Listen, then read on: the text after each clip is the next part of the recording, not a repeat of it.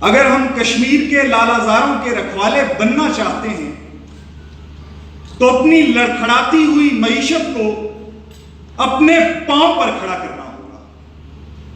اگر ہم کشمیر کے پھولوں کی حفاظت کرنا چاہتے ہیں تو پہلے اپنے دل سے فساد اور مذہبی انتہا پسندی کی جڑوں کو نکال پھینکنا ہوگا۔ اگر ہم چاہتے ہیں کہ اقوام عالم یاسین ملک کا نوحہ سنے تو ایک بار پھر محمود و ایاز کو ایک ہی صف میں کھڑا ہونا ہوگا۔ اسلامی جمہوریہ پاکستان کے سارے جسم میں جتنا لہو ہے صدر علی وقار،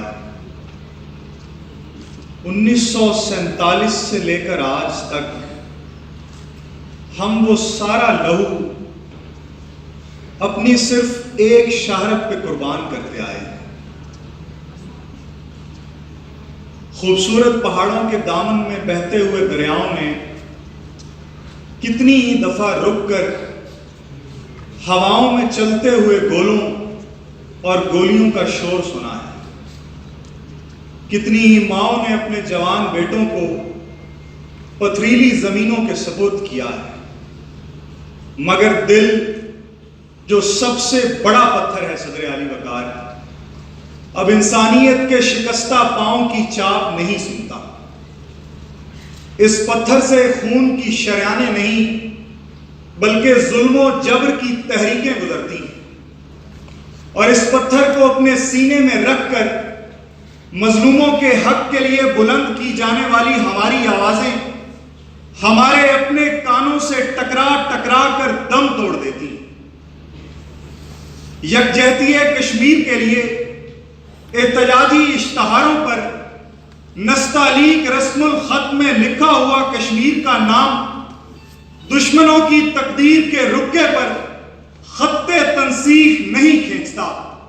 یہ آوازیں، یہ بلند ہوتی آوازیں اگر بازاروں میں بلند ہوں تو انہیں نعرہ، اگر راتوں کی نمازوں میں بلند ہوں تو انہیں نالہ شب، اور اگر گھروں کے کونوں میں سنائی دیں تو انہیں سسکی کہا جاتا ہے صدر علی وقار۔ اور ہم نے سسکیوں سے نعروں تک ہر صدا پر لبیک کہا۔ ہم نے اقوام متحدہ میں کھڑے ہو کر اقوام عالم کے کان میں اذان دی، مگر ان مغرب کے نمازیوں کو مشرقی مساجد کا فن تعمیر زہر لگتا ہے صدر علی وقار۔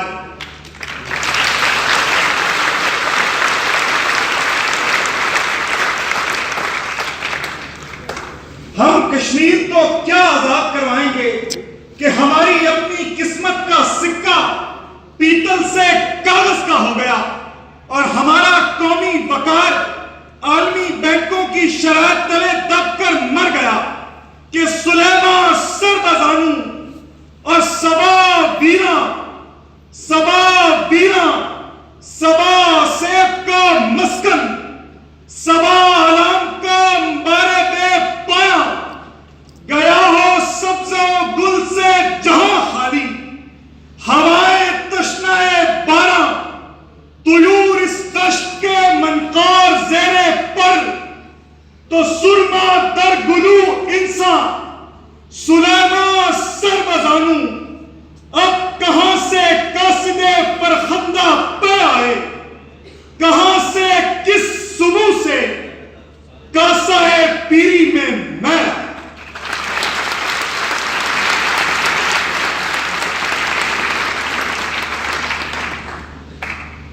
اگر ہم تاریخ کے ماتھے پر لگے داغ کو دھونا چاہتے ہیں تو صرف اشک ندامت کا وضو ہمارے کسی کام نہیں آئے گا صدر علی وقار۔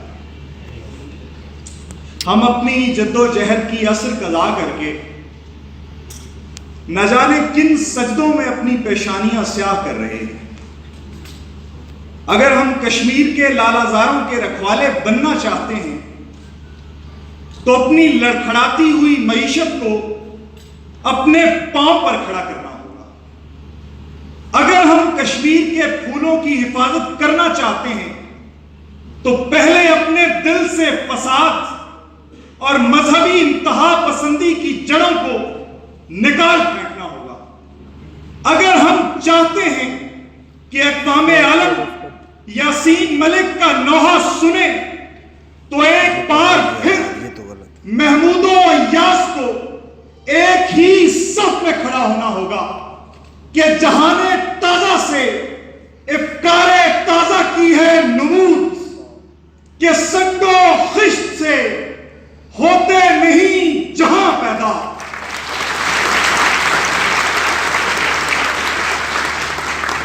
وہی زمانے کی گردش پہ غالب آتا ہے جو ہر نفس سے کرے عمر جاوداں پیدا، جو ہر نفس سے کرے عمر جاوداں پیدا۔ بہت شکریہ۔